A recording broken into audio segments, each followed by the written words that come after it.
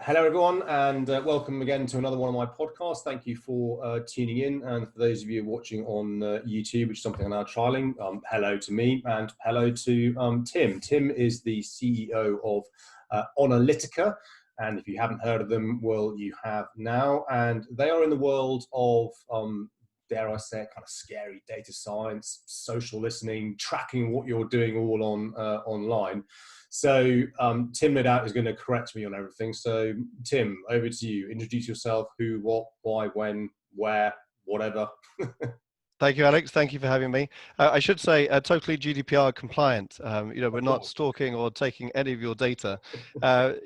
We focus on social influence and social advocacy. So we're not trying to listen to 7 billion people in the world. We're really trying to identify the influential voices, both for your employees, but also external influencers, so that you can really create agile thought leadership content on social and drive the social selling, awareness, demand generation, whatever your outcome is internally. So this might be quite a new topic for some of the audience, and certainly when I work with or talk to clients, and you kind of talk around, social listening in the round, and then you show them the sort of things that companies such as yourself can do, they kind of feel that's quite surprising. I didn't really know that happened, and I try and explain gently that business to consumer has been doing this for a while now in terms of listening to what people are talking about online to drive better advertising campaigns and so on. So treat me as an idiot, but breaking it down, what does this actually mean, do, how does it work? Yeah, I think in one sense it feels new, in another sense it's not reinventing any wheel. I mean, it's probably in B2B, and when you look at legal and industries, professional services, tech, for example, analyst relations has been around for decades. So has PR. Obviously, marketing, advertising techniques are working less well than they used to. So really, it's just an extension of PR and analyst relations, but it's engaging this anomaly influencer. They're not a journalist, they're not an analyst, but they're influencing your target audience. So who are they? We don't have a department that manages these people, but yet they're speaking to our target audience. So they're thought leaders, they have engaged networks, and it's just about working with people that have influential networks as another route to market. So I think a lot of people in industry and B2B think, oh, is this TikTok, Instagram, or Snapchat, influencers? I don't have time for this, and then roll out some Kim Kardashian or some kind of similar story, and really it's much more of a route to market that all these companies have been used to doing, but just I think it's the term influencer. So what's interesting is the ambiguity of that word. I mean, when we talk about influencers, we talk about event speakers, industry practitioners, industry key opinion leaders, social amplifiers, people that are really influential on your target audience. Maybe influencer is the issue, the sort of catch-all category term.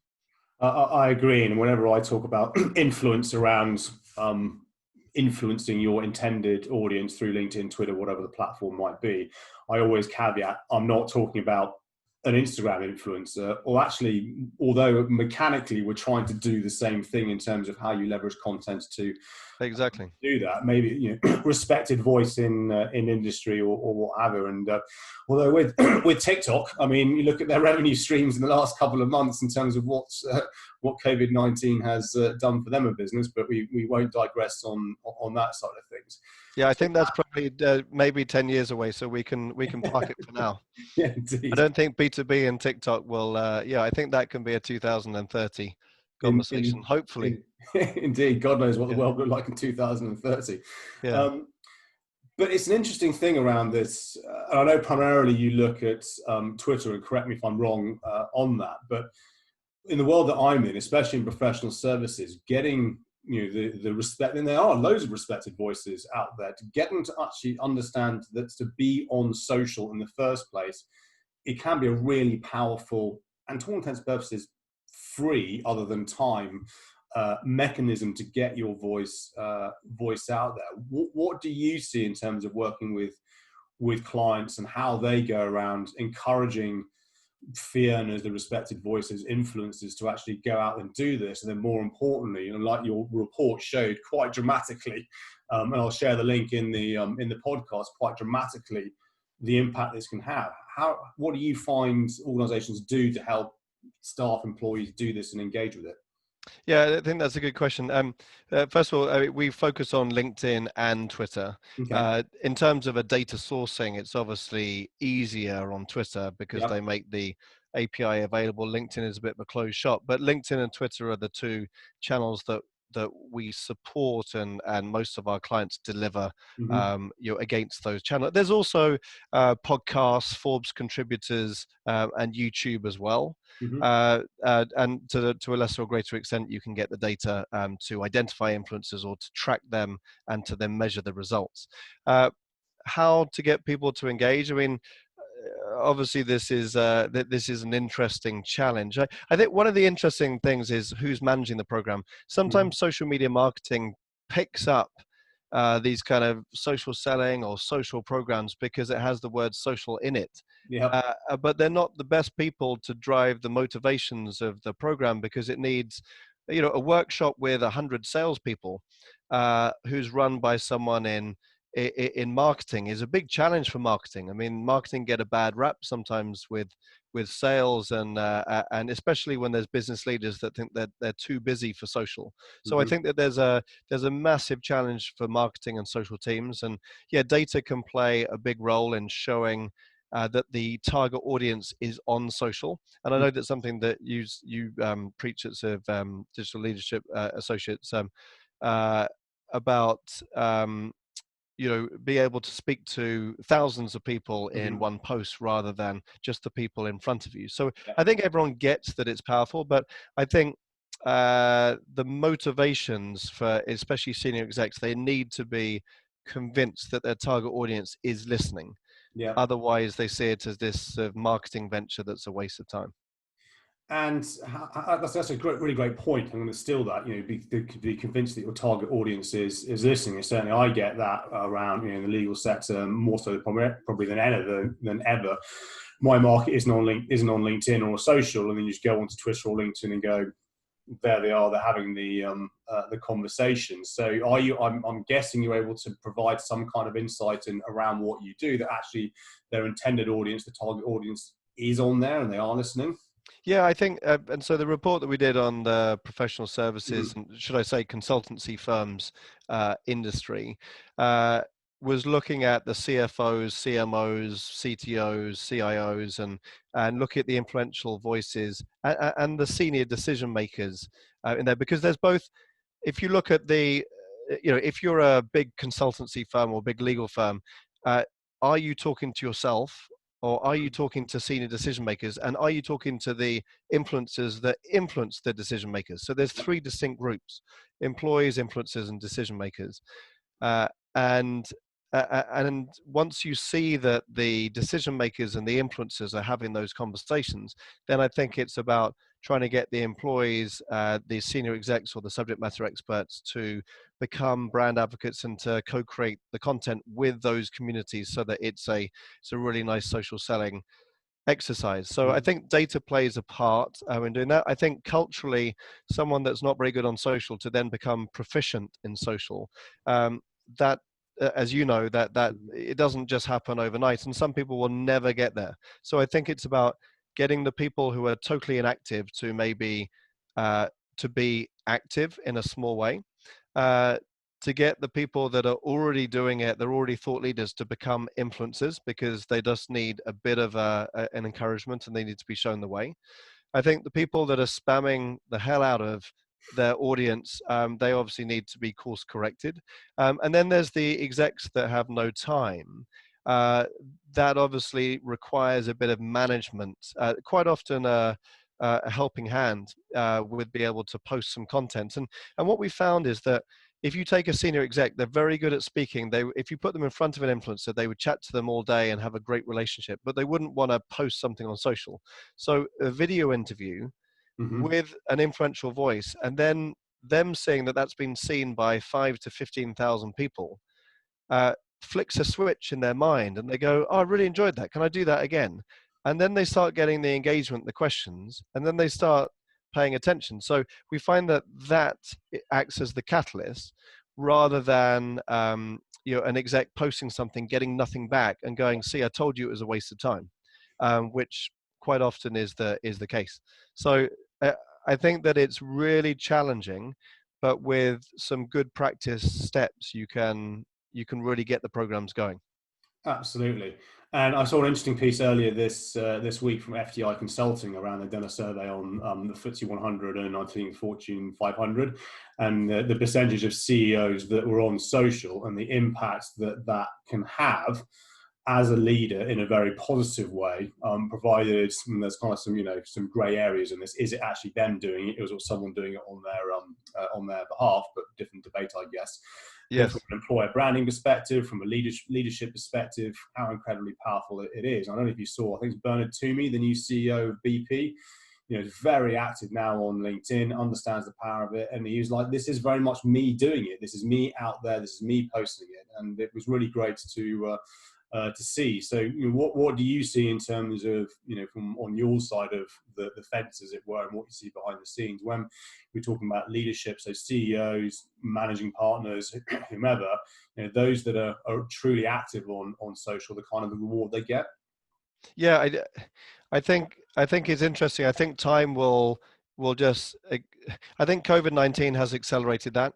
I think I think it was Theo Baphitis who said that he feels it's accelerated a lot of innovation just by 5 years, Yeah. and I think that we were saying before that if you're an exec without a social profile or socially active in 2025, it might be harder to get a job.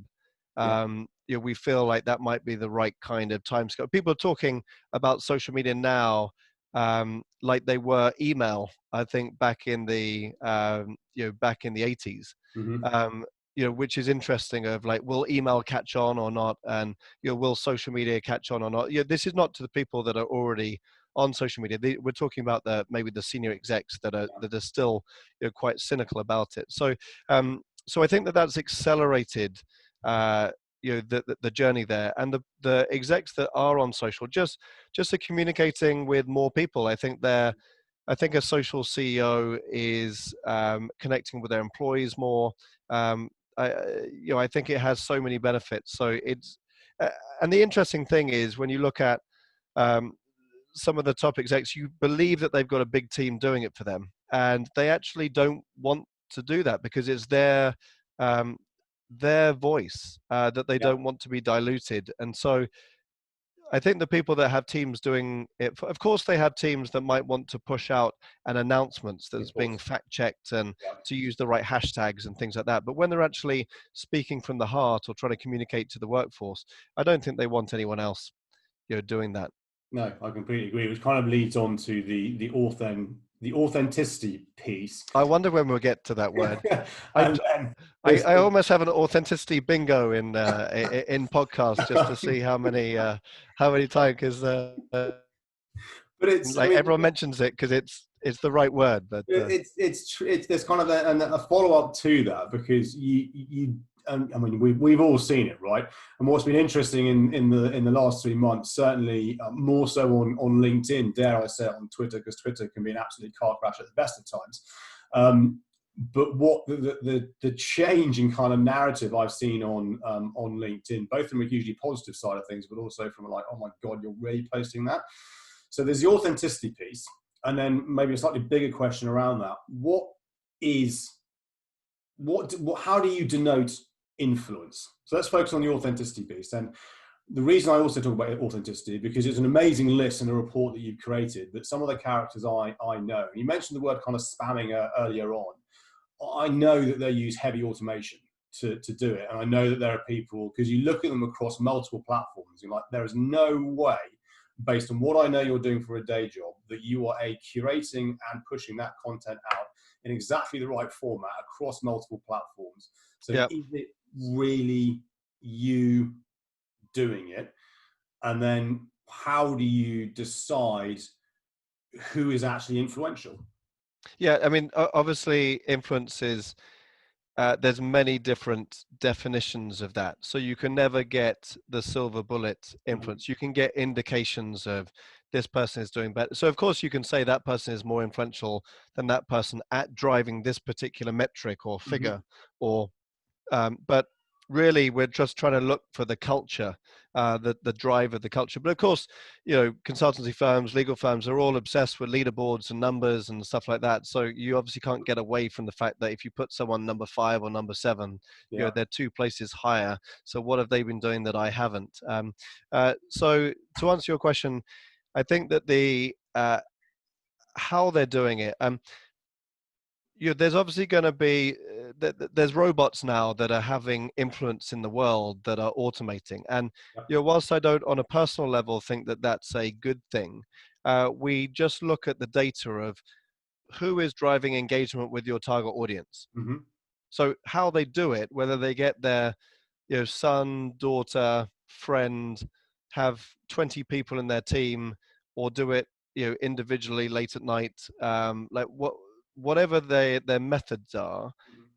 are they posting relevant content that's Yeah. being engaged with either by your employees, so it's kind of employee communication, Yeah. employee engagement, or by your external audience, and are they engaging with it? So I don't think when you or someone else posts content, I don't think, how did you post that? Is it you? Yeah. I just look at the content. But of course, people start having their own prejudices against people that they think have more resources or are automating their accounts. So um, I don't know how it's going to go in the world. I think that robots are going to obviously be more clever. Mhm. And I think Tamara McCleary did some interesting thing in B2B Ignite where she looked at a chatbot and said, and a human, and asked the audience to say, is this a human or is this a bot? And they all thought the bot messages were human. Hmm. And I think that this is obviously going to be more of an evolution over the coming years. Um, so yeah, I think it's a good question. I imagine I agree with you that you want the person to post their own content and you want them to think about a lot of the content, but there's a lot of tools now in the workplace that help you bring information to you and then post content on a quicker basis, whether that's um, anyone like sort of Passel, or whether it's Yeah. uh, HubSpot or yeah, a or a Hootsuite or buffer, or a so buffer. there's obviously agencies like yourself that help with a lot of this. There's influencer advocacy tools like ours, but there's also the publishing automation bits that obviously can help you pump out information. Ultimately, we think that if you're pumping out too much information, not listening or engaging, you're going to drive less engagement over time. To answer your question about how we define influence, Mhm. we broadly use the 4 R's of uh, there's reach, which everyone knows, like number of followers or audience size, Mhm. just an indication of how much you've earned your brownie points and stripes, excluding the people that have bought followers, which obviously can be found out Pretty quick. now through analysis.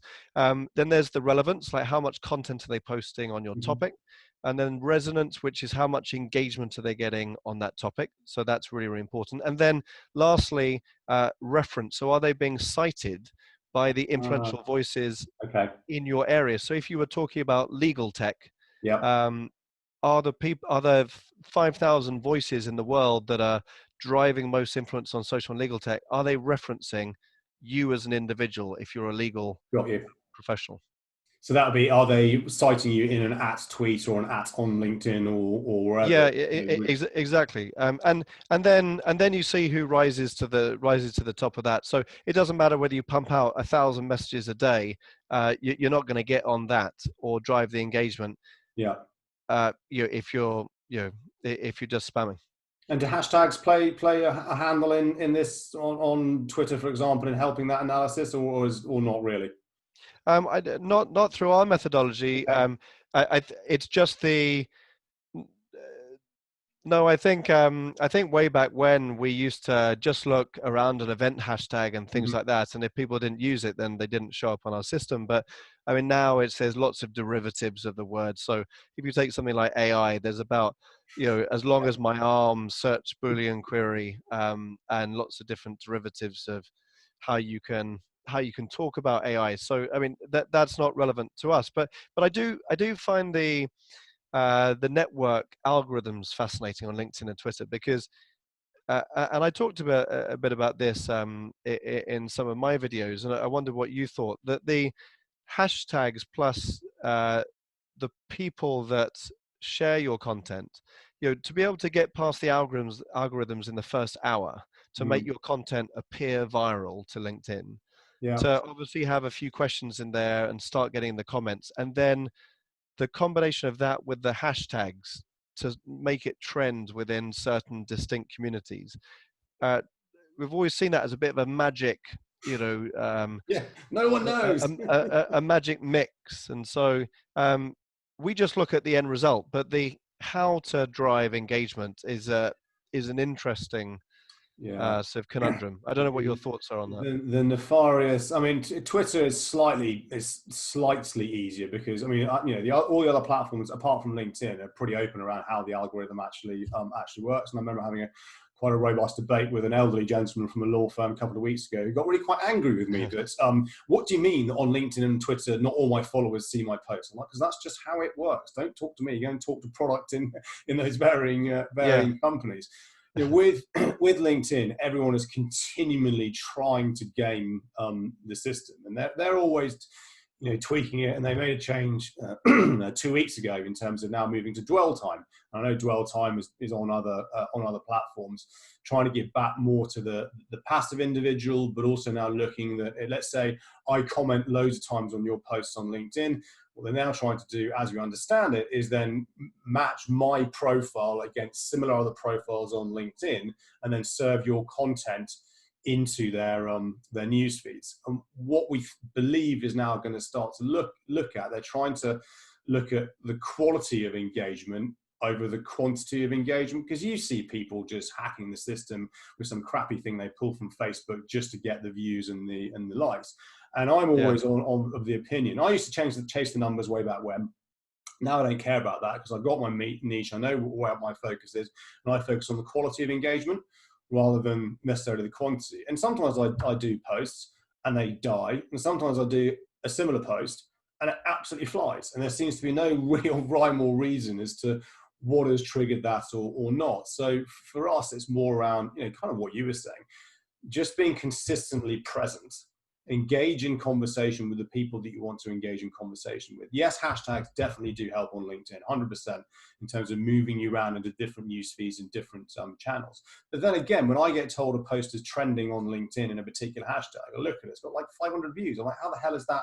How is that trending? But if you're going to push that into other people's news feeds saying this is trending, okay, good, great for that. So yeah. they, So sometimes I think with that, we've researched the number of people in the hashtag communities. So that I find that interesting. That, say, if you look at hashtag social selling versus legal tech versus influence marketing versus AI, you'll probably see AI and social selling being bigger communities than influence marketing, for Mhm. example. And so if you choose a smaller community, they're probably, your chances of trending are higher, Yep. but you're probably going to hit a lot fewer people. I don't think many people see whether, I mean, if we talk about digital marketing and content marketing tactics, digital marketing and content marketing are so much bigger communities than social selling or Yeah. influence marketing or employee Agree. advocacy. So do you hashtag what you want to be known for? Do you hashtag the audience that you want to see your content? So And that's Link, always if you go interesting. to LinkedIn's what their guidance, they say do big hashtag and niche hashtag to spread across both pieces. My view is I just focus on what hashtag might my intended audience be following, and then use that. Because now you've got hashtag social selling, hashtag digital selling, hashtag modern selling, hashtag virtual selling. But if you look at the content across all 4 or 5 of those hashtags, it's basically all the same, because it's just sales and marketing. So, and I always get people go, oh, I haven't got very many followers on that hashtag. And I say, ignore the amount of followers on that hashtag. If that hashtag is totally relevant to your audience, and of course, as we know, put a hashtag into Google and it's associated with that piece of content, then that helps, in terms of from a search perspective. Absolutely, yeah. And you know what Instagram's now doing in terms of trialing hiding like counts. I'm in a Facebook group because I'm a geek for LinkedIn experts around the world, and one of the chaps from the Netherlands saying he's now seen some feeds where there appears to be no like counts publicly. So it would seem that LinkedIn is now trying to follow more of go back to its roots, I guess, which is the community aspect. Members first. Yeah. But it's ironic that you're having that conversation on a Facebook group. I know it is, because LinkedIn groups are crap. They're just not conducive to having conversations, and we kind of joke about it. But what we've seen is that, and I think LinkedIn realised this, and you're probably seeing the same. They've cornered the market, because everybody suddenly shifted to LinkedIn, so the volume of traffic is going. So the updates that LinkedIn are now churning through. Polls, events, LinkedIn Live and events now coming together. I've seen yesterday that Jeff Wiener's posted, because somebody else is complaining, they might expand the reactions and emoticons, because people have complained that they can't react. It's the thumbs up, it's the celebrate, it's the I think smiley, the curious, and one other. And they're like, this is just not a broad range enough to, if someone's posted something. I don't really. I'm quite old school. I'm happy with the 3 options. And then you did your report on how emoticons. Remember last year on how emoticons can, signal intent and so on, and how many posts people have spoken to smiley faces, etc. So I need to get out of this industry. I think in 10 years, because I'm going to be an old git. You're on TikTok, don't worry.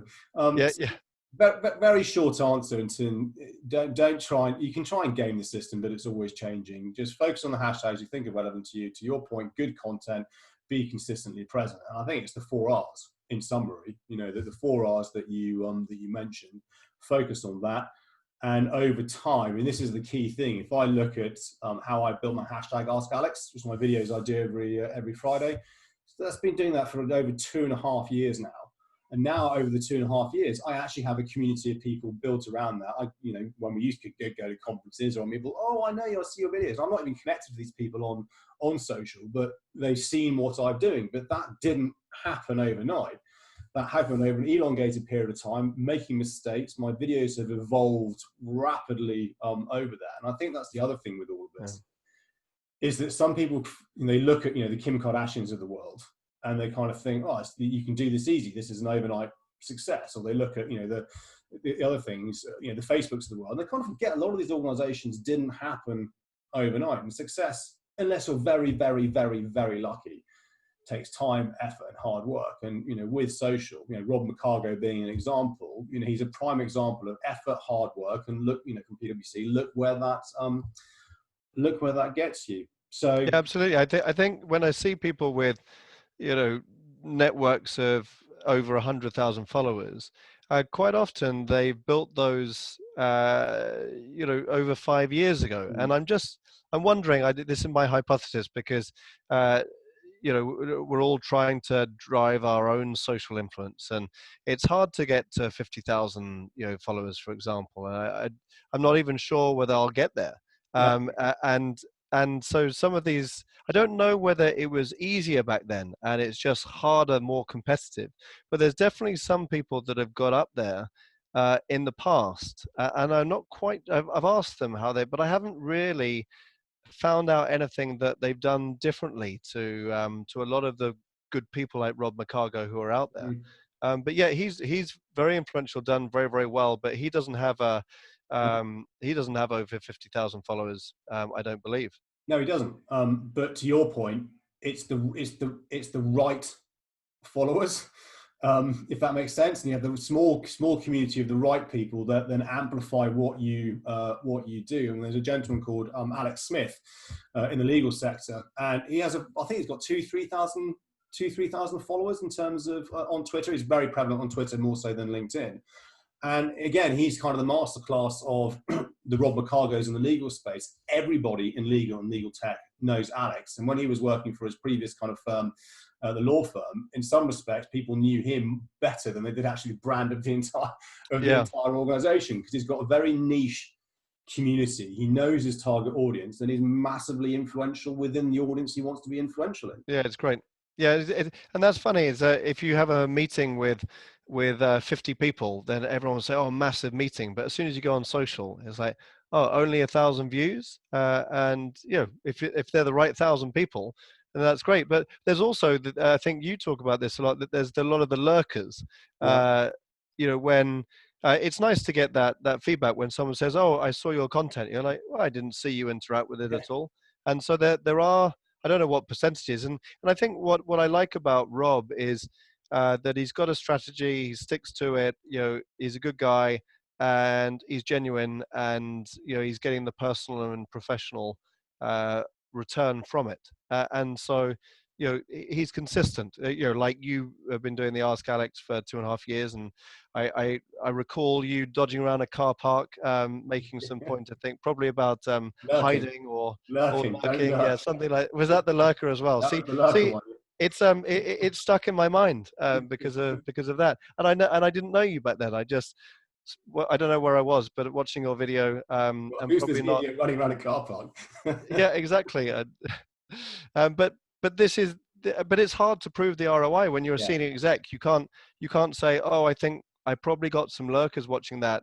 Let's fingers crossed that we get some good results." They need that instantaneous reaction, which is the big numbers. And they're used to seeing millions on a spreadsheet. So if you say, I've seen a senior exec look at 56 likes and 20 comments and say, what am I meant to do with that? Like, why is that impressive?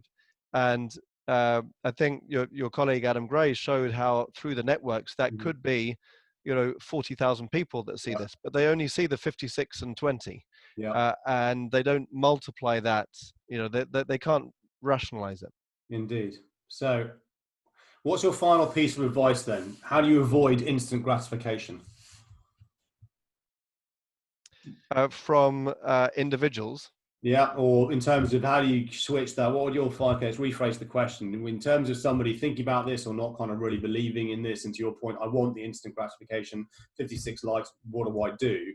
What would your kind of your piece of advice to be to them to think differently, dare I say? Yeah, what I like about this is there's your internal audience and external audience. So I think if you probably, if you're on social, you've got you've got a network already, so you can lean in on the network to get some support with your posts, and then try to pick up some more network that's relevant.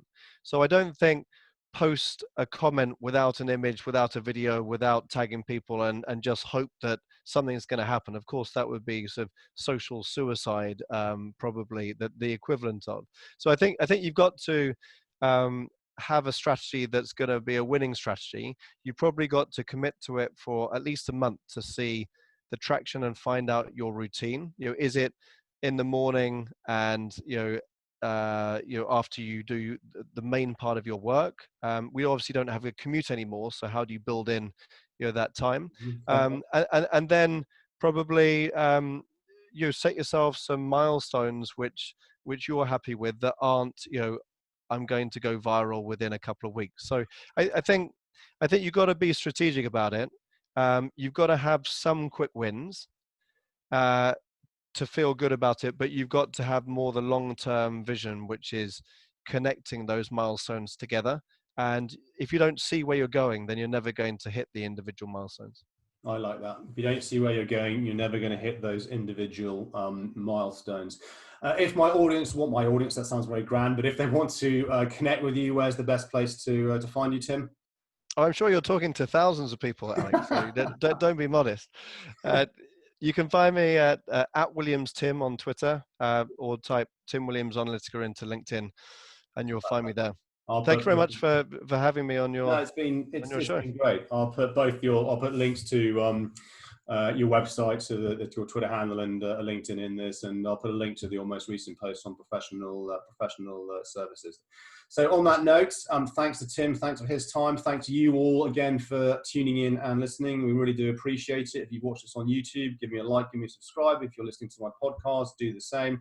Share it with your friends and colleagues. And if you do connect with Tim because of this podcast, please do mention it.